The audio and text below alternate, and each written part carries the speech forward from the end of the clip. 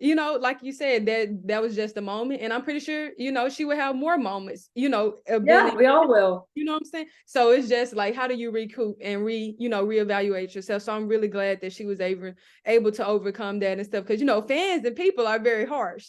They So really are. they are very harsh. So for her to come back and still, like your coach was able to be positive, that's very wonderful. Yeah. Absolutely. You'll see her kicking some ass this year. She'll be out there again. Good, good. Next question. What is the biggest misconception to you surrounding weights and basketball training?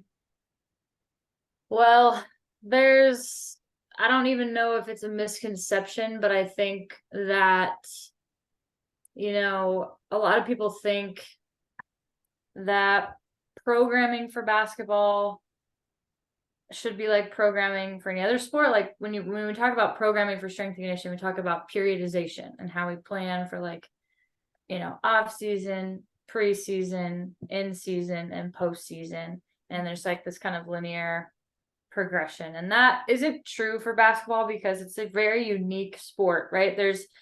Our season lasts from October till potentially March or April.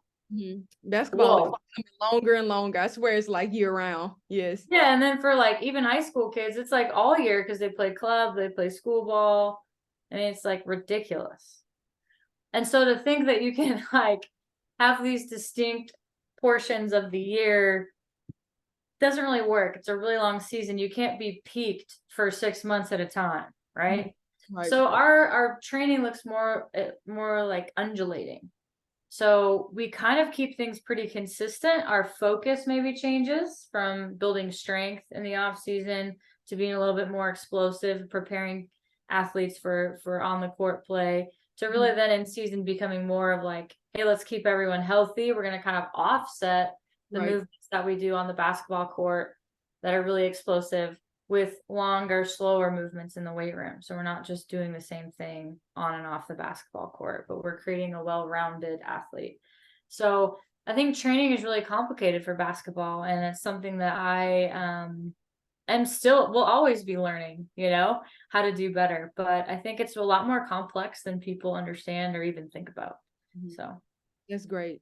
And that's absolutely right. I was talking to another strength coach the other day, and he was telling me how, like, right now they're just working on like their body just being able to absorb contacts with their knees, their ankles. And a lot of people just think, I just gotta, lift this weight or this and that. Like, it's not about getting bulk or strong. It's about maintaining, that right. lightness or being able to jab step quick and everything. Like, all of that is in strength and conditioning. And you might not think of it, but it is, it all pulls together. So I Yeah. love that, Absolutely. you really work on all aspects of, I know how, great and how much you put into detail with everything. So I know that's great. Question. How do you emphasize recovery days and how do you kind of reset your players? Yeah, so like I said, especially in season or when we're doing a lot more on the court, it becomes important to kind of offset those explosive big movements with slower, full range of motion movements in the weight room. Sometimes that looks like we're having a mobility day where we're doing, a lot of stretching, or maybe we're working on kind of manipulating the fascia or the connective tissue of the body. So focusing more on that versus muscle strength. That's something that I've been getting into a lot more lately. Is thinking more about, okay, it's not just about muscle strength and tightness, it's also about that connective tissue. Part of that connective tissue is like your tendons and ligaments and stuff like that, right? So those are really important too. So not neglecting those. Sometimes, we do actually once a week, we meet with a sports psychologist as a team and we go through a little session together. So we focus on that. That's a huge part of recovery. Our team actually does like hydration testing throughout the year. So they pee in a cup and we make sure they're hydrated, because even a tiny little percentage of dehydration can result in a much larger percentage of a decrease in Yeah. athletic performance. Mm-hmm. And it makes your tendons and ligaments, that connective tissue, stiffer and less malleable when you're not very hydrated. So that makes you even more at risk And for harder to injury. recover. Yeah. Yeah, so can you imagine if you're like sore and tight after a game and then you don't rehydrate very well and then you come back on Monday for practice, you're like doubly at risk. Yeah. So we do that. And then we also, just make sure that our athletes they have all the tools that they need to make the good choices for nutrition. We can't force feed anybody, and we would never do that. But, making sure that at least they have the resources they need to make the right decisions nutritionally. Right. Yeah. Yeah. I don't think a lot of people understand how well nutrition and sleep also plays a great factor Sleep is a huge one. on getting, being in that great shape, getting Mhm. enough rest to where in the morning now you are prepared for a 6 a.m. or a 3 o'clock p.m. practice, Yeah. and also eating the right foods at the right time to making sure now you're Mhm. not sluggish during practice or feel like you overate or didn't eat enough and now you're drowsy. So Yeah, I huge. think we talked about that before, about that example of like you could either be Garfield, Yes. lazy, lethargic, slow, just sitting on the couch eating lasagna, or you could be like a frantic cat that you threw in a bathtub, freaking out, trying so hard to get out, just feels totally out of control of their body.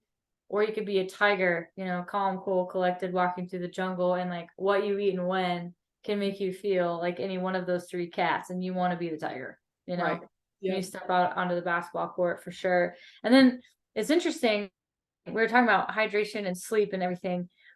Just yesterday, we just had a weekend off. That's really rare in Uh-huh. basketball to Yes. have at this point in the year, to have a Saturday and a Sunday off. Uh-huh. So as part of their mental health, some of our athletes took that opportunity to go on a trip to like see family or whatever, which most people would be like, you only had 2 days. Why did you leave? But it's like, yeah, we had 2 whole days. Like Yeah. for Please. us, that's a long time. Uh-huh. But it's interesting because we jump on force plates every week, and it helps us measure fatigue. So if you jump usually and you produce this much force this effectively into the ground normally, and then you come back and you're not producing very much force, and maybe it's slower, then we can tell like, oh, Kayla didn't really recover very well from the weekend. I wonder what's going on. And it was interesting because a couple of our players that didn't jump very well yesterday were the ones who traveled over the weekend. So maybe mentally they feel great, it was a good sacrifice at this point in the season, but physically they're tired from not sleeping very much and from being on a plane for hours on end. So it's interesting how that actually shows up in the data that we can find. Yeah, that's pretty cool. That's really cool. Yeah. Last question. We talked on it a little bit earlier, but how was it seeing your players play in the NCAA tournament? Man, it was a proud moment for sure. I get all hyped up before the I game, know. and I'm like kind of in the tunnel with them, waiting for them to be announced and run out on the court. And I feel like I'm gonna go run out on the court. I'm like, wait, Lens, this is not your time. This is their time.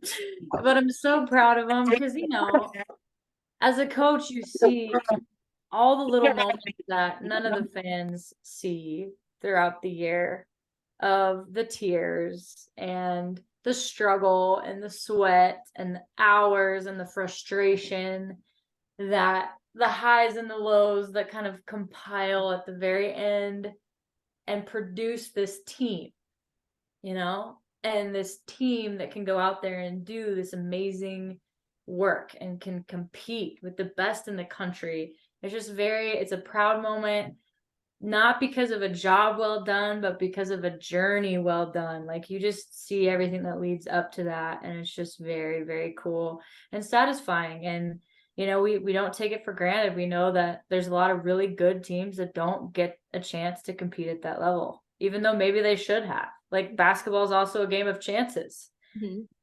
Of course, the people that make it there deserve to be there, but there's probably other teams that also deserve to be there, right? Something happened and they didn't make it. So we relished that opportunity, and it was so fun. And our team got to open up their rings the other day for winning the Pac-12, and that was really fun to see. Yeah. So yeah, it was a fun time for sure. And also what I'm really proud of is they're not satisfied. Like their goal this year is to win a national championship, and every person on the team believes that they can do that. And so we're really, really happy and excited to support them in that goal. Yes. Once y'all believe, it's not nothing, no outside, no preseason poll, no nothing like Whatever, man. once that belief come in, it's nothing that you can't accomplish. Well, I really appreciate you being able to be on my Zoom call today, being on Zooming with Kaymitch. I really appreciate it. I'll be rooting for you. I love what you're doing at Utah. You are really bringing them girls together, and you are a huge factor of where y'all are at now and where y'all will continue to be. And so I know they're grateful for you. I was definitely grateful for you for the time that I had. And so I really appreciate you. And I'll definitely be in touch. Thank you so much. Okay, thank you, Kayla.